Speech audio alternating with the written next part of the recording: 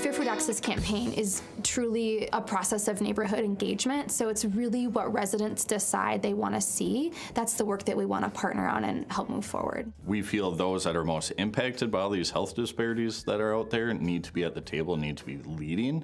If we want to talk about creating a food system that's equitable and sustainable, we can't have our meals traveling 1,000 to 1,500 miles, especially if we're living in these concentrated urban areas. So for us, it's been, I think, a success to be able to experiment with what food production looks like in an urban context. We do have gardens that have common space. A good example is the Emerald Community Garden, which is in Lincoln Park, and that was started through the Fair Food Access campaign. And that has a lot of public produce outside of the fence.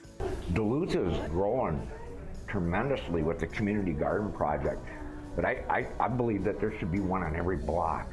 So by making these little garden areas inside the city limits, it kind of brings back some of that wildness, and it also helps bring in some of the most nutritious foods to the places that need it most.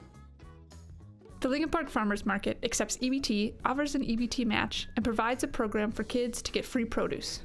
After the Fair Food Access campaign piloted these programs, many other markets in town are now offering these same incentives. I hear from a lot of families that appreciate that they can double their money just by eating healthy. That's great. You learn who the people are in your community, in your neighborhood, and that's an important thing. After canvassing the neighborhood, it was really clear that a lot of folks lacked access to transportation. That was a huge barrier. For people being able to get on a bus that will take you directly to the door of the store, being able to shop under an hour, having it affordable so you don't have to take a taxi cab back because there's room on the bus for grocery bins, has been a huge victory.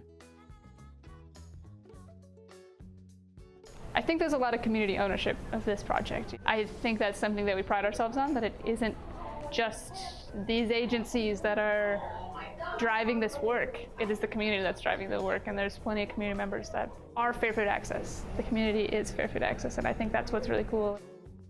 It's more of a ripple effect now that there's a lot of things underway that are making Lincoln Park a stronger neighborhood. The Lincoln Park community is one that so many residents are really taking a sense of ownership over that community and building the best possible neighborhood that Lincoln Park can be. When there's some commercial activity and people interested in living there, and if we can add the value of access to food, we can really change the trajectory of a neighborhood.